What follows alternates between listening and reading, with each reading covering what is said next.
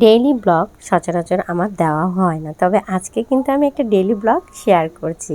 তো hello viewers, আসসালামু আলাইকুম। কেমন আছেন সবাই? আশা করি ভালো আছেন। আমি প্রথমে চিচিঙ্গাগুলো কুচি করে নিয়েছি, আর কই মাছ ফ্রিজ থেকে নামিয়েছি, আর সাথে নিয়েছি ভেন্ডি। তবে আজকের রেসিপিটা কিন্তু ভেন্ডি কিভাবে রান্না করব তার প্রসেসিং দেখাচ্ছি। পেঁয়াজ কুচি নিয়েছি 4টে, মরিচ দিয়েছি আর 10টার মতো বেবি মরিচ, আর লবণ দিয়েছি পরিমাণ মতো, হলুদের গুঁড়ো দিচ্ছি হাফ টি স্পুন, আর এখন দিয়ে দিচ্ছি সরিষার তেল। আমরা কিন্তু ম্যাক্সিমাম টাইমে সরিষার তেল দিয়ে রান্নাটা শেষ করি, যে কোনো রান্না। আর এখন দিয়ে দিচ্ছি রসুন পেস্ট 1 টিস্পুন, জিরা পেস্ট 1 টিস্পুন, সরিষা পেস্ট 1 টিস্পুন। আমি মশলাটা দিয়েছি। এর পাশে আবার মা চাল বাছছিল, সেটা একটু শেয়ার করছি আপনাদের সাথে। চাল বাছা শেষ, আর এখন সাথে মশলাগুলো আর তেলের সাথে পেঁয়াজ মরিচ ভালো করে মেখে নিচ্ছি। আজকে রান্নাটা কিন্তু কষে রান্না করব না। আপনারা কিন্তু যখন চুলা গ্যাস কম থাকবেন বা সিলিন্ডার ইউজ করবেন, তখন কিন্তু এভাবে আপনারা রান্না করলে গ্যাসটা কিন্তু একটু সাশ্রয় হয়। যেহেতু গ্যাসের অনেক প্রবলেম দেখা দিচ্ছে সব জায়গায়, সেহেতু আমরা কিভাবে গ্যাসটাকে সাশ্রয়ী ব্যবহার করব সেটার কিছু টিপস আজকে বলবো।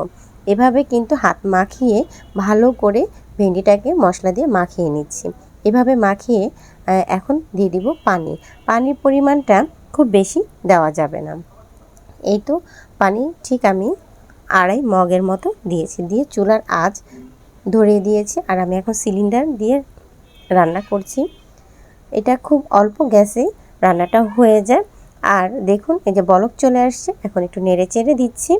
এভাবে কিন্তু আমি ঘরে গ্যাস যখন কম থাকে রান্না করি, তাতে করে গ্যাসটা সাশ্রয়ী হয়। কারণ মশলা কষানোর সময় অনেকটা গ্যাস ফুরিয়ে যায়, এর জন্য হাত মাখিয়ে বসালে একসাথে রান্নাটা খুব ভালো মতো হয়ে যায়, ইভেন আপনার গ্যাসটা সাশ্রয় হয়। অনেকের ধারণা হাত মাখিয়ে বসালে মশলার গন্ধ আসে, কখনোই না, মশলার কোনো গন্ধ আসে না। আলহামদুলিল্লাহ, রান্নাটা খুবই সুন্দর হয়েছে, খেতেও খুব মজা হয়েছে।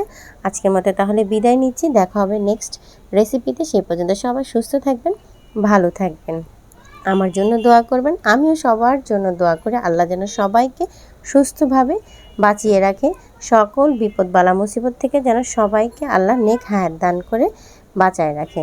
তো আজকের মতো এখানে বিদায় নিচ্ছি, দেখা হবে ইনশাল্লাহ নেক্সট আরেকটি ভিডিওতে। সে পর্যন্ত ভালো থাকবেন, আল্লাহ হাফেজ।